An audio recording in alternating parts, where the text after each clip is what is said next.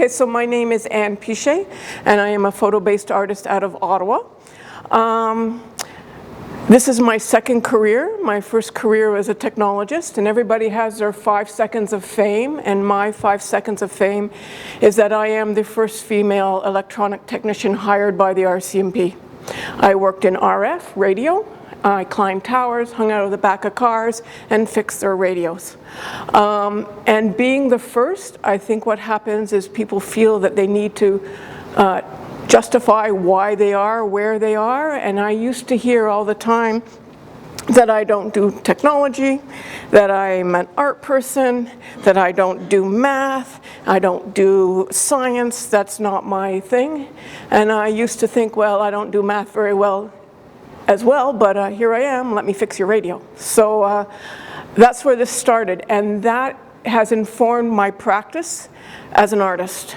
My desire or my hope is to show people that art and science actually belong together.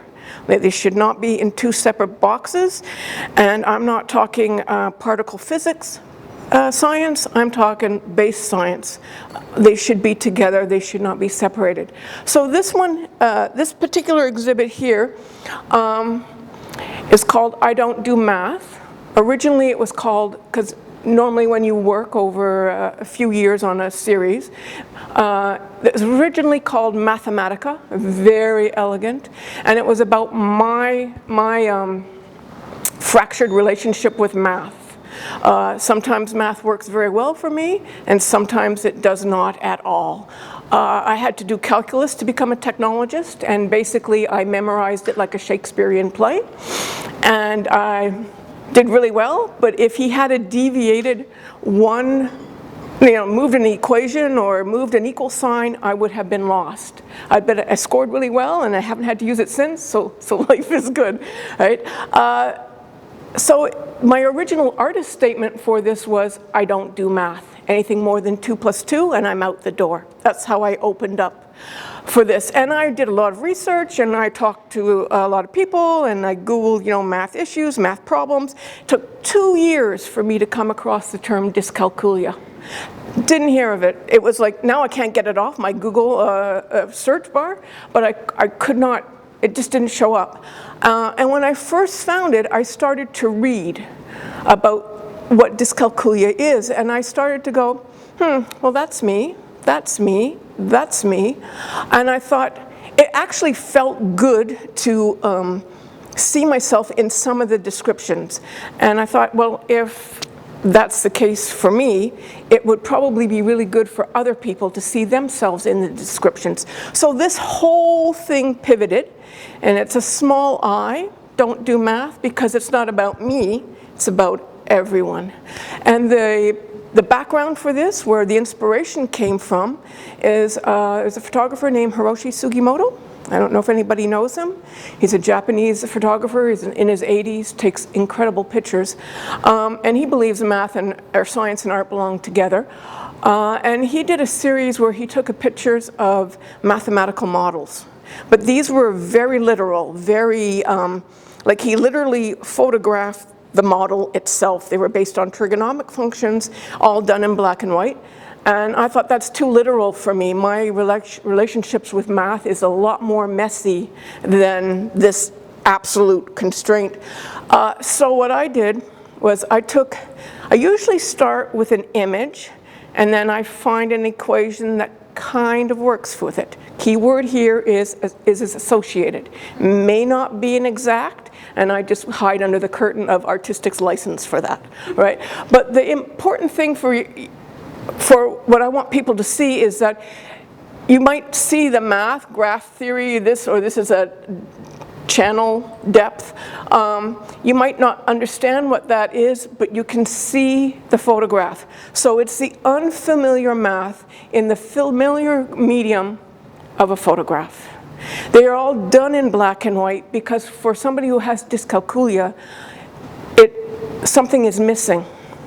So I needed to remove something from my images, so I removed the color. These are all done in my studio. They are not photoshopped. I work with movement of either my camera, the light, or the object, or a combination thereof.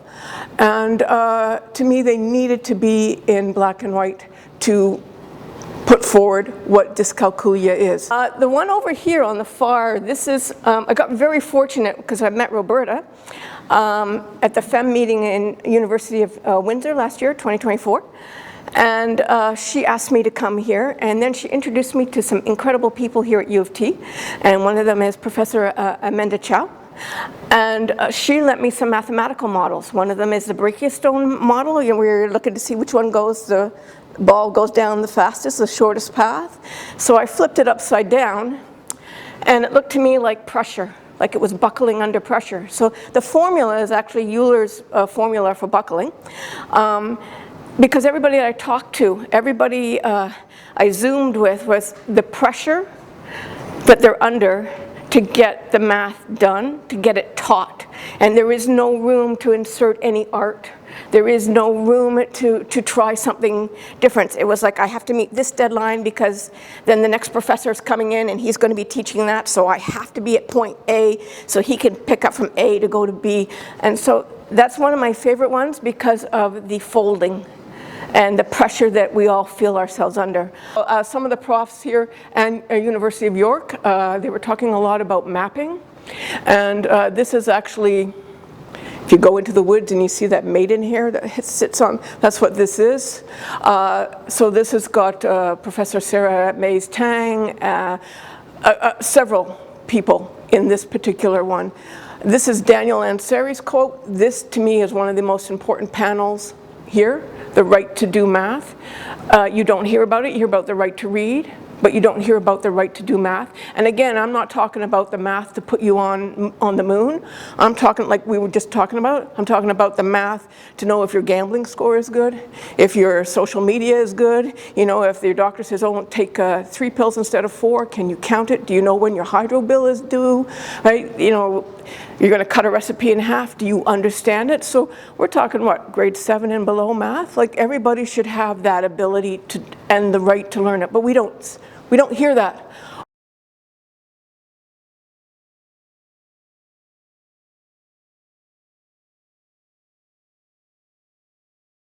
So do I have dyscalculia? I don't know. I'm 50 billion years old. I'm not going to waste the resources on it. But when I started to read those descriptions and I saw myself in some of them, I thought, it would be good for other people to see it as well. And then I came across a lot of studies, and I thought, okay, this is not just about understanding what 2 + 2 is. And in a lot of places you'll read, just give them a calculator. Send them on their way, life is good. But dyscalculia is much more than that. It is a continuum. At its absolute worst, the person wouldn't understand the symbol 2. But on the lower end, there's issues with navigation, there's issues with direction, there's issues with spatial processing, there's issues with sequencing, right? I don't know my left from right. So if we have to vacate the building really quickly, don't follow me. I do this. That's L for left. The studies are showing that people who have dyscalculia also have issues with risk assessment, less socially engaged, less likely to vote, feel less esteem, less likely to own a home. There's a lot, so it's not just the numbers. So for me, what I want out of this particular exhibition, and we opened on Thursday, is just to get the term dyscalculia out there, right? And if 1 or 2 people come through here and go, hey, that sounds familiar, then as far as I'm concerned, all this has done its job, and 2 more people in the universe understand what dyscalculia means.